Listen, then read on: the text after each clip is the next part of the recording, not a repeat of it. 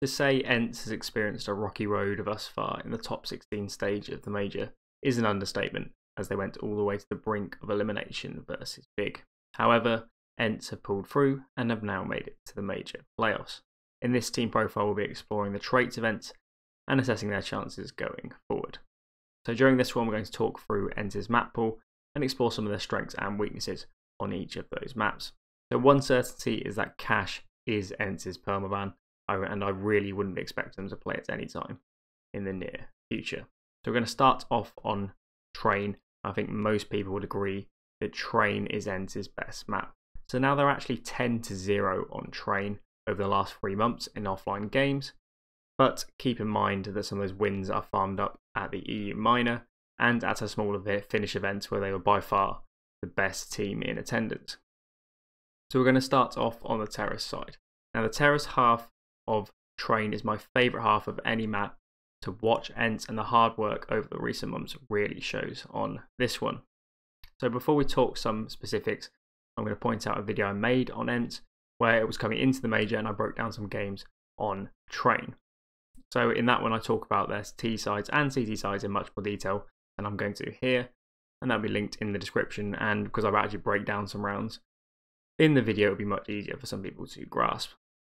So ENCE have some really fun stuff on Terrace Train. They like to build rounds around those sandwich and e-box smokes, which makes loads of really fun rounds rather than your just bog standard slow boring map control into a late execute. They also like to throw in fast Ivy main splits, which isn't something I've actually seen very often, particularly ever on Terrace Train, and I've seen mixed results coming out from these sorts of rounds. I think the thought process behind them is that after showing a few rounds of those sandwich e-box smokes and then playing heavy main at Pop Dog or potentially towards B, perhaps the CTs will start neglecting Ivy, and then maybe you'll catch them off guard and win a round because of that. So my highlight players to watch on Terrace Train are Alexi B and Ariel, because these are the players that will be getting aggressive out of main and Pop Dog on those sandwich and e-box smokes.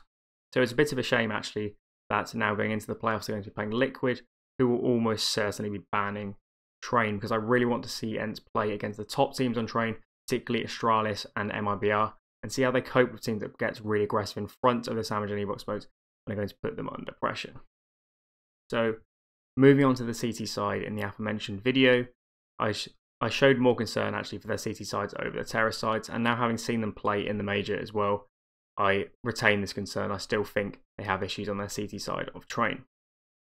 So on CT Train, ENCE tend to play fairly default during the early round. Perhaps during the mid round, Ariel and Alexi B rifling the outer area will move in and out of Pop, potentially take main, this sort of thing. But that's really going to be it in terms of their variation. Now I think ENCE kind of play CT Train by the book. Their team fundamentals are really good actually, especially with like rotating, who's taking contact, when I should be playing for information, this sort of thing.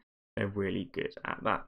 Now Sergey in particular really blew me away with how good his fundamentals actually are as playing as the B anchor for such a young player, and he's really great at staying alive and this sort of thing. So definitely give him a watch if you watch ENCE on CT Train. So my main concern for ENCE on Train is that I think they play a little too passive and respect those sandwich and e-box smokes too much, and I think from the top teams you'll see a much more diverse and aggressive CT side on Train. So before writing this one up, I went back and reviewed their game versus Big when they were against elimination.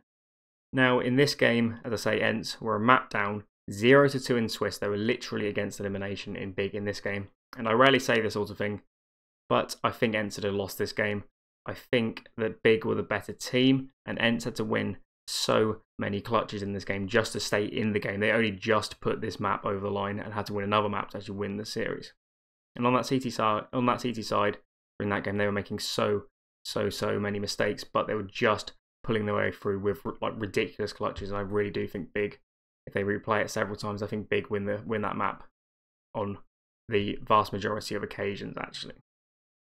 So anyway, let's move on to Mirage. Now Mirage was probably the map where I first started to notice ENCE actually, and I remember watching them towards the end of last year. I was really impressed with their terrace side, particularly with like how diverse the set of rounds they were playing were and this sort of thing. So I think some people might think ENCE are a really tactical team, and I can definitely see where people are coming from, but it's more nuanced than that. and we'll talk about that now. So I think in a lot of ways, ENCE are actually quite like, they quite fit the model of being a baby Astralis. So this is on the T side, not so much on the Counter side, but on T Mirage, I think this is actually the best example of this sort of thing.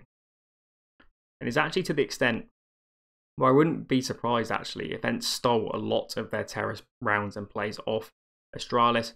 I won't bore you to death by saying we're talking through all of it, but stuff like defaulting out mid with the short smoke, double smokes into connector for taking fast ladder control. This is stuff that I saw Astralis do first, and now ENCE use it all the time.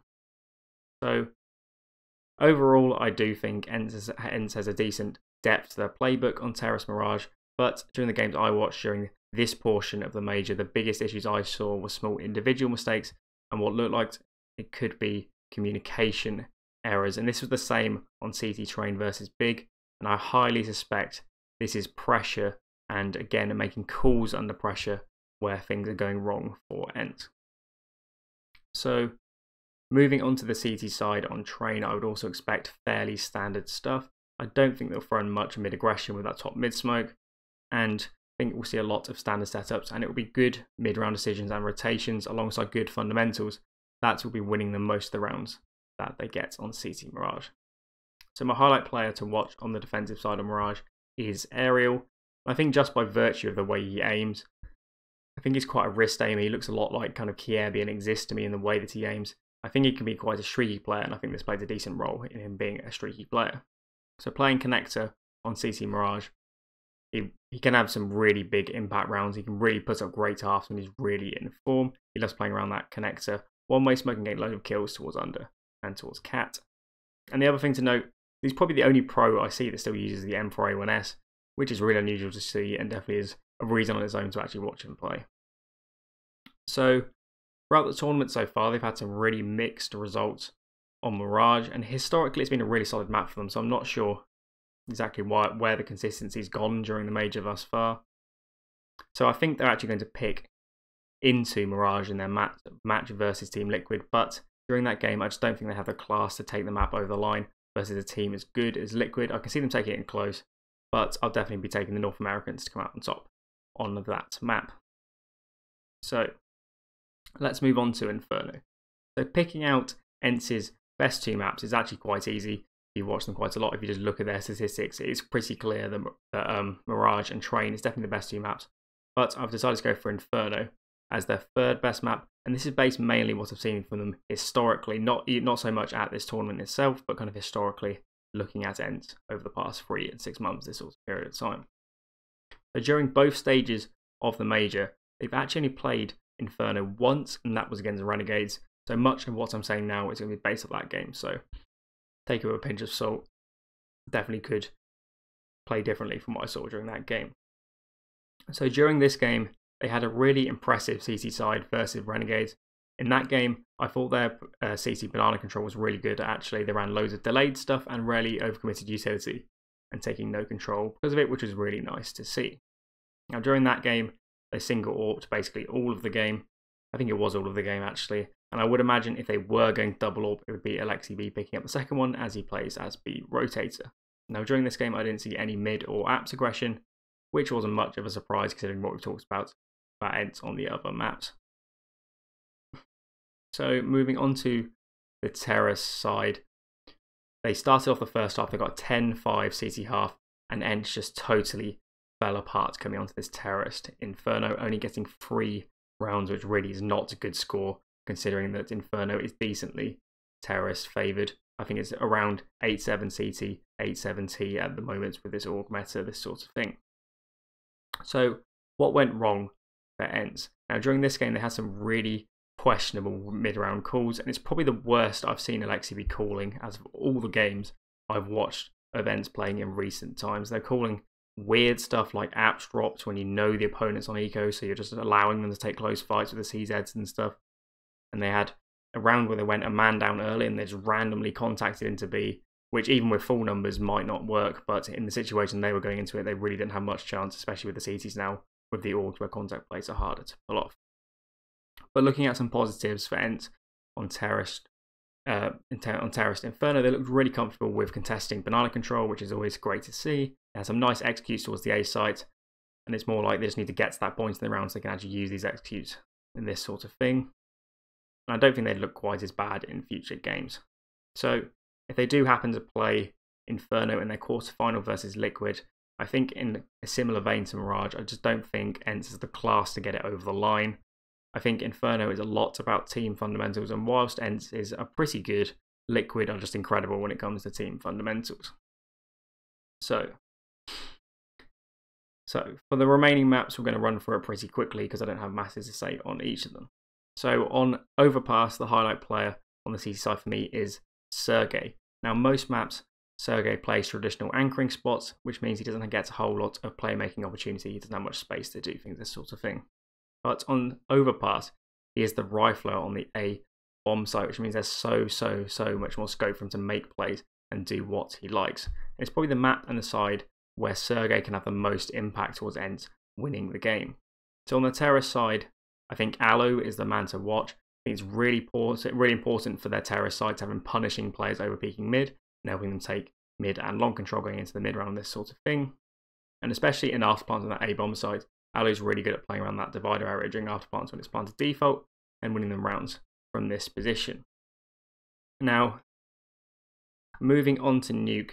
Nuke is a bit perplexing for me when it comes to ENCE because they mostly ban it themselves as a second rotation ban, and rarely like to play it. But in their match versus Renegades, they picked into it when they had multiple other maps they prefer that they could have picked into instead.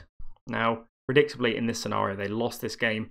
It was really convincing actually. They didn't look at all good on Nuke in that Renegades game. And I think they're in a sense lucky that coming into this Liquid series in the quarterfinal, the Liquid are very unlikely to pick into Nuke themselves. So jumping onto Dust 2, their CT spots are a bit strange considering how they allocate spots on other maps. From what I've seen, they like to single AWP and stray away from double AWPing when double AWPing is the standard way of playing CT Dust 2. And this kind of means that they'll rarely have an AWP towards the B side of the map, which can be exploited if you know that ENCE are doing this. So on the CT side of Dust 2, Alu is given loads and loads of space to make plays. He's all over the place, towards long, towards cat, towards mid, all over the place. It's really great to watch Alu on CT Dust 2 actually, and I think a lot of their CT variation on Dust 2 stems from him, and it's really on Alu, I think, to win them CT halves on Dust 2. And on the terrorist side, it's all fairly standard stuff from what I've seen, which isn't a massive surprise considering how far Dust 2 is down their pool. So anyway, let's kind of summarise ENCE as a team. So during the major, I think ENCE has probably been the most frustrating team for me to watch actually. They have so much depth to their terrorist sides, and actually their map pool is pretty good in terms of scope. They can actually play all 6 of the 7 maps, but they're really top heavy in terms of Inferno, in terms of Mirage and Train being their best ones. But say they have so much depth to their terrorist sides, and in some games their terrorist fundamentals like trading and utility usage look so good. And on the counter-terrorist side, whilst I think they play fairly default, they have some really good teamwork and rarely make like team-based fundamental mistakes like rotations or whether or not to play formation, this sort of thing. But during the majority of games I've seen, especially in the top 16 phase, they've looked so much worse. Loads of small mistakes are creeping into the game. Their calling has been fairly questionable at times, as we talked about that example in that Inferno game. Some of their vetoes have been absolutely awful, literally banning their best maps on some occasions and going for risky picks. Just like I talked about them picking into Nuke against Renegades, that really didn't make any sense, that pick from my perspective. Now, it seems like, to me, the pressure has been getting to ENCE, getting now really deep into the major. I hate to label teams as chokers, but I do think ENCE certainly have a bit of choke to them. And on so many occasions during this tournament, they've given away sizable leads and just totally crumbled. And on most occasions, they've actually lost those maps with sizable leads. So I think ENCE has all the pieces to be in around the top 8 teams in the world and the depth to remain in that ballpark. But as of right now, I think the intangibles are getting in the way, and perhaps for them, experience is really the only fix to play more tournaments and get more use playing under this pressure, this sort of thing. Anyways, why don't you comment below with your thoughts on ENCE going forward? And if you enjoyed that one, why don't you hit that like button, get subscribed, follow me on Twitter, all the good stuff. Thanks for watching, and I'll catch you guys in the next one.